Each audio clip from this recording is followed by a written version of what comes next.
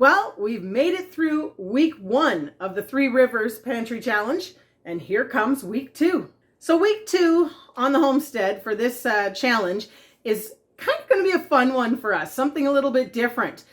We're not going to showcase every meal we eat all week or anything like that. This week, we're actually going to feature 7 meals made out of the Simmering Suppers cookbook. Now, this is my second favorite book that I have on the shelf for cooking, and there's a lot of recipes in here I haven't made. Kind of branch out of the box a little bit, and tonight, which is our first night, this is Saturday night, we're starting with lamb chili. So, without any further ado, we're going to take a look at this recipe and see what we need to go get from downstairs. I will admit, I've already kind of skipped ahead a little bit because this recipe calls for black beans. And as many of you know, we grow our own and dry them. So we had to prep that ahead of time in order to have the beans ready to go in our chili for tonight. So here's the recipe for our lamb chili with black beans. As everybody knows, we love the black beans around here and have quite a surplus. So this is a great recipe for us to be using during this challenge. Black beans, lamb shoulder. Well, we're not using that. We're actually going to be using 2 pounds of ground lamb, but that will work just as well. We have onions from the garden, garlic, and basically the rest of it is spices.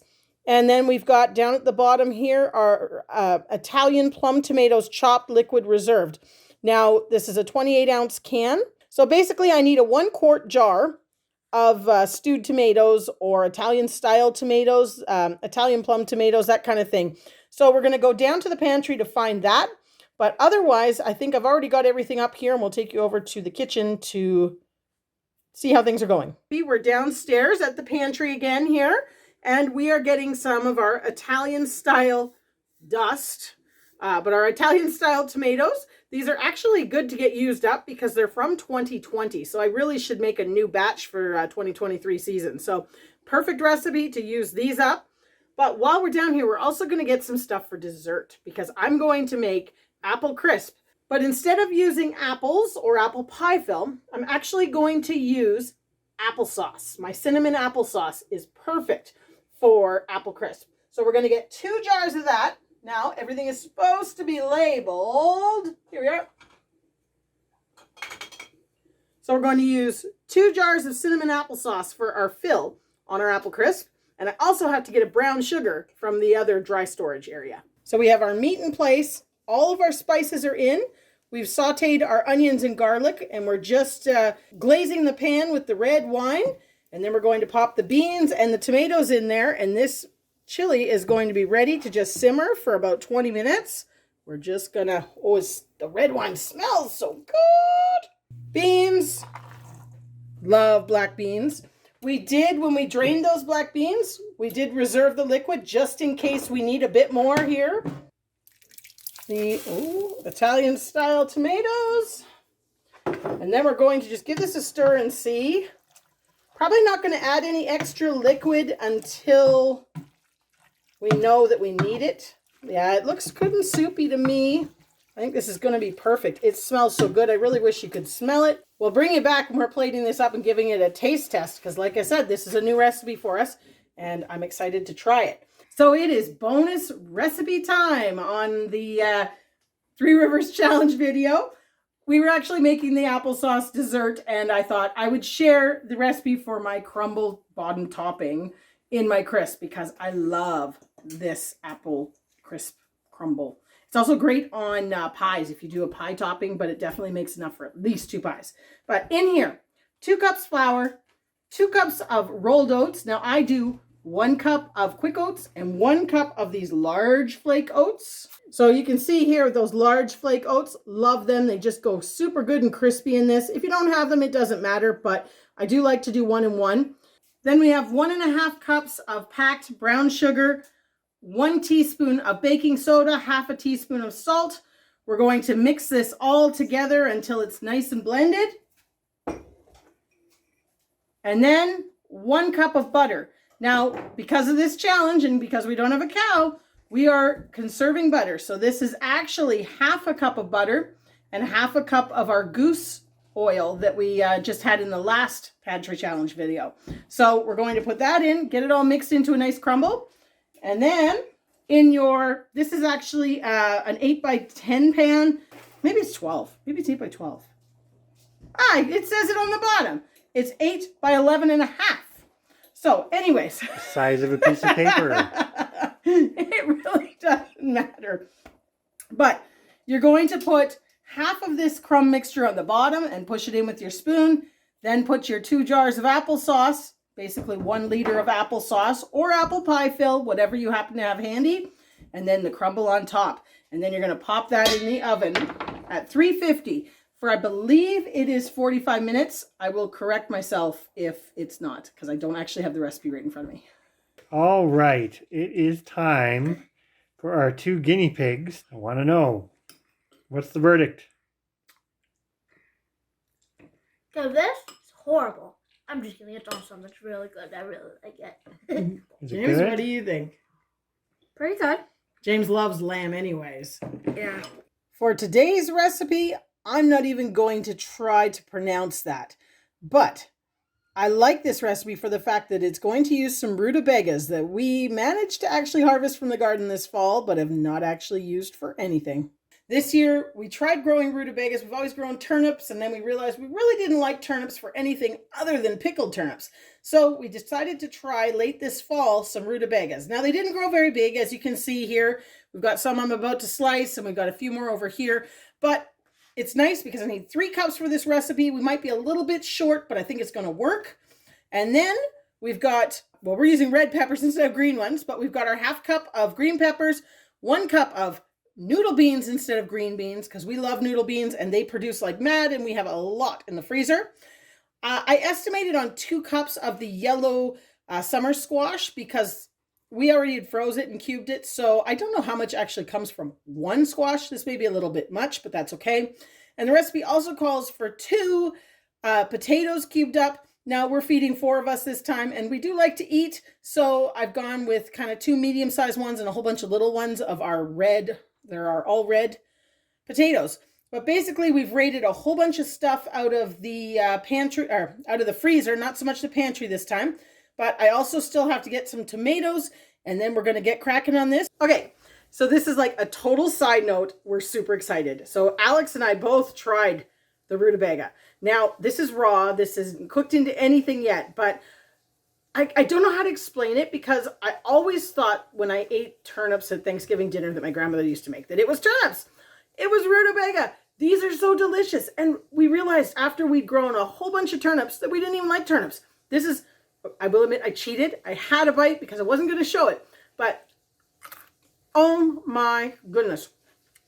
They are so good. Why hasn't anybody told us this information before?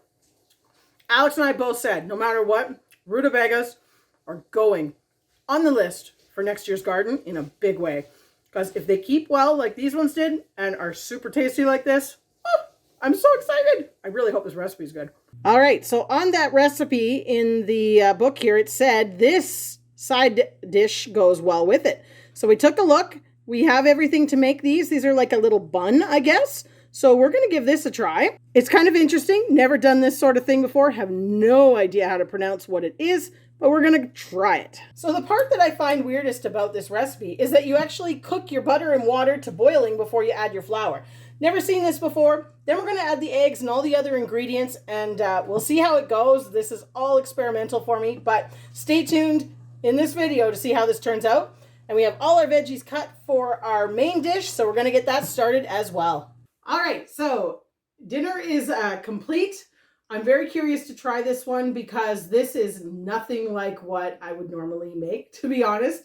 I think one of the things we're all most excited about, and as I showed you, I have no idea how to pronounce it, but is these wonderful little cheese puff balls. Everybody's like, I'll try that one, I'll try that one. Well, I'll try this. Has it got enough flavor? This is the biggest thing for me. It does. There was very little spices in this, yet Try it. It's pretty good. It's hot. That's part of why I was kind of nervous, because there wasn't a lot in it. So everybody try a small amount because it's hot. Oh, wow. It's good. So all the veggies kind of Melded together. Melded. It's very rutabaga-y, so it's a good thing we like the rutabagas. But awesome. If I was Needing to make some type of vegetarian dish, this would be fantastic. Mhm. Yes. Love it. I think you could very easily add chicken or some type of meat to this as well. What did you guys think? Super good. I love it. No, I mean, it's so horrible. It sucks. Oh, here we go. The horrible I'm again. gonna have Here we to go. eat it all. So is anybody going to try one of these cheese puffs? Me. That's really good. All right, give it a try. It's really hot. It's really Careful, small bite. good. How does it feel joining us all for dinner? Pretty so good. On that note, I think this Meal is another says- recipe that gets a thumbs up. So the next recipe that we're going to be making from the good old book here is that not that authentic Portuguese kale soup. Now this is a great one for us because we have pretty much everything that's in here, whether we've grown it on the farm or whatever.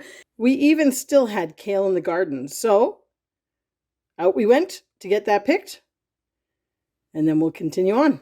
So first thing we are going to do to get this soup made today is get our beans cooking. Now, this recipe calls for 1 cup of red or white kidney beans, and you need to have them cooked before you put them into the soup.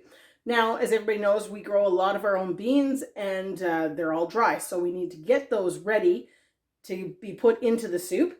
We're not actually going to be using red or white kidney beans in this recipe because something that I want to try in this soup is our Necker Gold beans and our tiger beans. Tiger beans are something we actually decided not to keep growing, but I need to get those used up because they're a couple years old anyways. So, first step, get them in the pot. Don't they look so pretty? And cover them with water, and we're going to bring this to a boil and put it at a full boil for 1 minute, and then we're going to just put the lid on, take it off the heat, and let it sit for 1 hour.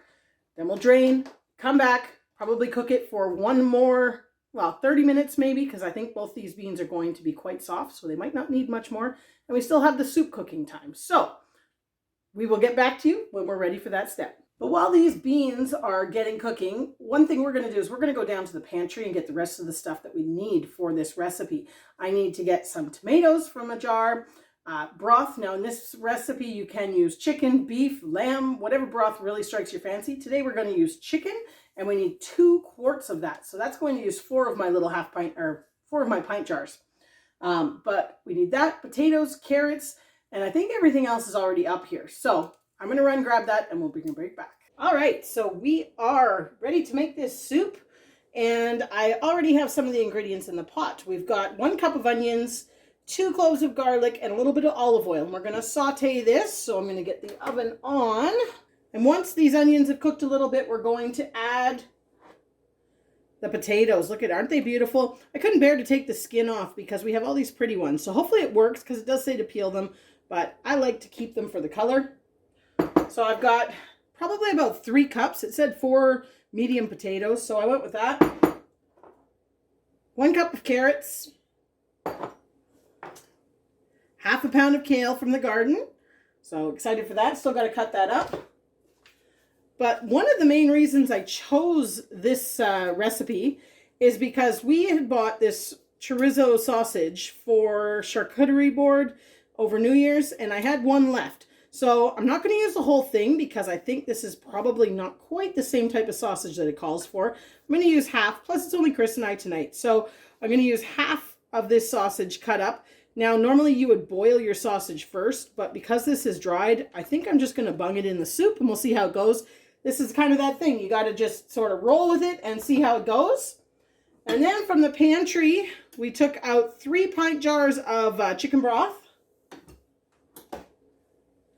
And 1 quart of the stewed tomatoes. They're not Roma, they're San Marzanos. But we've got them, so we're going to get them in there.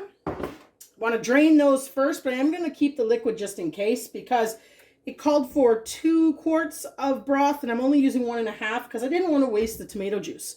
So I'll bring you back when we've got this all put together, and we'll see how it tastes.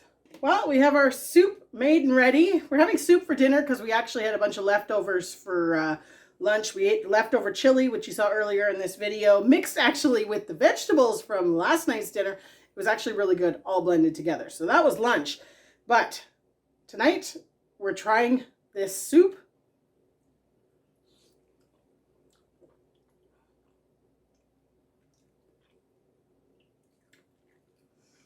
this book, honestly, does not stop impressing me.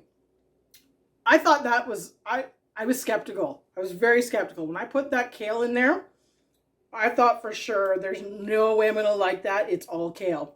But I'm actually going to eat a scoop right now that's pretty much all kale. But the flavors from the meat have gotten all into it. It's really quite good. Wow. Thumbs up. Well, tonight for dinner, it is just Chris and I. So we brought out one of the trusted ready meals. Lamb stew. This is a go-to in our house. I mean, I must make 30 or 40 jars of lamb stew a year. Never make it all at once. We just do 7 at a time because that's what fits in the pressure canner. And that works for us because then we're constantly replenishing with fresh stuff and it never has to sit that long. But we're going to have the lamb stew tonight, make it nice and simple because we just feel like it's a simple night. But we are still going to be making a recipe out of the book. So let's look at that. So tonight from the book, we are going to be making parsley dumplings to go in the top of our soup. Lamb stew out of the jar is pretty simple. We put it in there. One thing that I usually do is I put maybe a quarter to a half a cup of water into the jar just to give it a little swirl around and rinse. But I also add 2 to 3 tablespoons of flour into that. Just put the lid on, hold it really tight so you don't make a big mess. And just shake it. We'll wait for this to come to heat, and while we're waiting, we will mix up our dumpling recipe. I am not using butter. I'm actually going to use our goose fat oil. So I need to get some of that melted and get the rest of these ingredients going. Well, I actually ended up halving the recipe for the dumplings because it's just Chris and I tonight, and it was going to make a lot of dumplings. So we're just about to the point that our soup is a-boiling here. I added the flour mixture. So we're now going to put the dumplings on top. And once these are on here, we're going to put the lid on nice and tight and leave it simmering for 12 minutes for the dumplings to cook. Leave it on a nice low temperature so it bubbles away. I want to make sure it's turned down enough that this stew doesn't burn to the bottom. And we will come back in 12 minutes and see how it is. So our 12 minutes are up. Let's take a peek. Oh, wow, they look good. They look good. I might have had a little too much liquid in there for the number because they've sunk in there pretty good. But we're going to get this dished up and give it a try. We know the stew's going to be good. This is my recipe. It's my go-to. I will be sharing this recipe in a video soon because guess what? It's almost time to restock the shelf. All right, so the moment of truth. This is quite warm, but I like my food hot. This is where Chris and I, we have a conflict of interest because I have to wait till the food cools off for Chris to eat, or I have to eat by myself.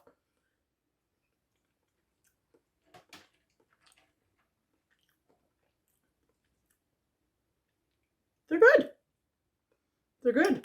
Very good. Another win recipe. Would I say it's better than my normal recipe? Maybe not, but still very, very good. Today, we're going to be making some Burmese wild goose curry. Now, if you look at the little bit there where it says variations, it says domestic goose can be substituted for wild goose. And as you know, last week we cooked up those geese. So we're going to give this recipe a try. So it's time to use up some of that goose meat that we cooked up last week. Some went into the freezer and some stayed in the fridge to be used up. Now, what I have is this bowl here, and you can see it's already pre-cooked. So this kind of speeds up again this recipe a little bit, but you can use raw. The one thing that it does say to do in this recipe is to marinate the meat, and there's a whole bunch of spices in there. So even though it says to marinate that overnight, we're not going to do that because our meat's already cooked and very tender, but we are going to marinate it for the afternoon before we cook this. So without any further ado, we're going to make the marinade, which you just saw on the screen there. There really isn't a whole lot in this recipe from the pantry. We're going to need an onion, and we're going to need some chicken stock, but I'm also going to add some of our beans and things like that from the freezer to kind of bulk this out to be a whole complete meal served on rice. So we love curry around here. Haven't tried this recipe yet, so I'm super excited. The one thing it does say in the fine print at the top there is this is not a curry for those with meek taste buds. So, not sure exactly what that means. It does have 3 whole, small, round, dry chili peppers. I don't have those, so I'm going to actually use our ground chili peppers. So I think I'm just going to season to taste. That's one of the things I would say is kind of highly recommended. The other thing I'm going to do in this recipe is I don't have whole coriander seeds and I don't have whole cumin seeds. So I'm going to substitute ground for those. But again, a really nice, easy meal to make, especially since our meat is already cooked, which everybody knows I love that. Most of our meat that we grow on the farm, we cook it, package it in what we would use for meals, and in the freezer it goes, or into a jar because we just pressure can some sort of ready meal. But we're going to get this made, and then we're going to bring you back when we've got it ready to start kind of making up the rest of the recipe. We have our wok to cook this up in. I'm kind of excited for this one because we're always looking for recipes that use the goose meat. Now, normally you would need to brown your onions and then brown your meat before kind of putting everything all together. My meat's already cooked, so I'm not going to be doing that, but I am going to brown all my onions. Basically 1 medium onion going in here. And we'll get that browning.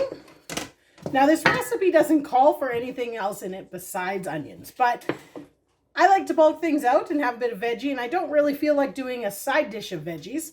So I've got a 2-cupper here filled right to the top with peas and our sweet Italian frying peppers that we froze. So that's a little bit out of the freezer, which is kind of nice because next week we're picking up some of the sheep that we got butchered this past week, and I need some room in the freezer to put those. So you can see here the meat has really soaked up any liquid and all that flavor. It probably would be a little bit different if you had raw meat because the meat would have had juice as well. But this is still going to taste amazing.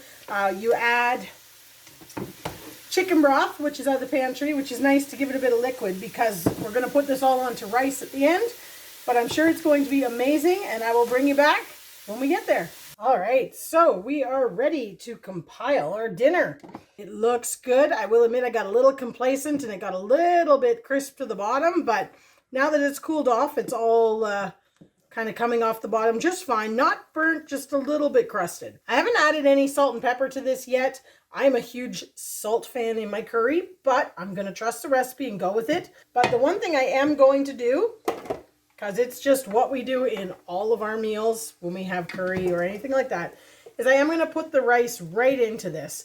It's really nice when we got the family to just sit the bowl out and have it all mixed together and equal sauce on everything, because there's nothing worse than running out of sauce.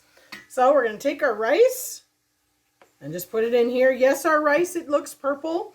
It's because we mix black and brown rice in with our white rice. I love basmati rice. That's kind of our go-to here. Also have to say, I love my rice cooker from Pampered Chef. I don't know if anybody deals with Pampered Chef anymore, but I've had this thing for like 15 years and I absolutely love it. It cooks perfect rice every time and I never have to worry about it. Just in the microwave, it's wonderful. Well, it's time for the moment of truth. Taste test. It smells. It smells good. It smells really good. I'm very curious. It's made of goose. It's going to be warm. Be careful. I think it's going to be very strong. It's good. It's different from your other curries, but I like it. And I would say it probably doesn't need salt. Or maybe a little bit just on top, but not too terrible. The one thing I will say about this recipe, which I'm going to discuss in a future video, some of the things here, but this recipe could be pressure canned just as it is. That's a one, minus the flour. I wouldn't put the flour in, but everything else, if you made this recipe exactly how it says in the book, all you'd have to do is pressure can it, which is awesome. So now that we've tried it, that's one that is definitely going on the list for doing for canning. We're going to enjoy it. Exactly. Final day for the week 2 of the Three Rivers Challenge, Pantry Challenge. And we're going to be making, rabbit Alfredo with buttermilk cheddar biscuits. So there's the first part of that recipe. There's the second part. So this is our final 7th recipe from the book. I did want to do a soup or a stew or something like that today, but just time ran out. We had another snowstorm. Lots to do, as there always is on the homestead. But this biscuit recipe I'm eager to try because, again, this is one that I've not tried from the book because I have a favorite biscuit recipe already from a different book. And I thought, well, you know what? Let's give it a try. And I think it'll go fantastic with Alfredo. Now, the one thing I will say is they are buttermilk biscuits, and I do not have buttermilk. But my little trick is to use regular milk and just add a splash of vinegar and let that kind of curdle. And it seems to work fantastic for buttermilk ranch dressing and everything else. So I'm sure it will work fantastic for this. So we have our biscuit dough mixed up here. Now it says to press it out in a circle. I'm not going to mess around with that. I'm just going to grab it, press it, and put it onto our parchment lined cookie sheet. So basically it should make 8 to 10 biscuits. You can see the little bits of cheese in there, which is kind of nice. Kind of hoping to get 10, but if it doesn't, it's all right. You want to preheat your oven to 400. We're going to get these in, and then we're going to get started on our Alfredo. All right, so after the biscuits are all sorted, our next step is getting our Alfredo made up. What I have here is some onions, red peppers, snap peas, and yellow summer squash from the freezer, as well as some pre-cooked rabbit meat. You're probably starting to notice a theme with my cooking here. I like things either already in a jar as a ready-made meal, good to go, super quick, or I like it in the freezer already cooked up, so it's super quick. That just seems to be how we roll here. So there is our sauce looking absolutely fantastic. Alex got this off to a great start. Basically, it's 1.5 cups of milk, about 1/4 cup of flour, 6 tablespoons or 3/8 of a cup of butter, 1/2 teaspoon salt, 1/4 teaspoon pepper, and 1/2 teaspoon of garlic powder. Basically, that's it. And then we've got about 1/4 cup of parsley, dried parsley in there. And then we just add Parmesan cheese until it's about the thickness we like. And away we go. Well, they're done. I almost burnt them. They're not burnt. They're not burnt, but they're well done. They're well done. I got a little complacent, I set the timer, and then they weren't quite ready. So I said, let's leave them for a few minutes. And then I didn't set the timer again for the few minutes. Big mistake. But anyways, it's time. I'll give one to Chris, one to me. Moment of truth as to whether these are as good as my usual biscuits. They look really good. Look very warm though. Tastes good. Oh my gosh. Those are really good. That'll go Oh, right. James is across the table. He wants one. Please, thank you. There we are. So, basic verdict, I think, on almost every single recipe that we got from the book. Oh, James is giving the biscuit thumbs up. Alex gives thumbs up. And another one to all the meals so far. So, all in all, we're quite pleased with every recipe we've made out of this book. So, And there's more to try later. yeah. Well, that's the end of week 2 of the Three Rivers Challenge. We had a great week. I hope you enjoyed all the recipes out of the Simmering Suppers book. This week, we had a total spending of $10.39. That incurred the day that we had our windows done because the house was in shambles and I did not make any bread, which led to us having to go get bread from the store in order to make sure the kids had lunches for the next day for school, which then led to I would pick up a thing of Ichiban noodles because I wanted to make my cabbage salad. And then it ended up being treats for the kids and everybody. So we had pop. So anyways, it was a little bit of a treat, but still, I would say within budget. We didn't need to buy any dairy this week, but next week we will need to buy milk again. But all in all, I think it was a great week. We're still feeling really good. Not really making a dent in the pantry and freezers like I had kind of thought we would.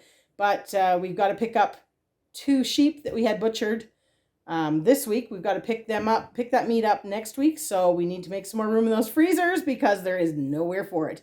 So stay tuned next week as we cook up for you some of our favorite meals on the homestead. I think that's going to be the theme for next week is all of our favorites.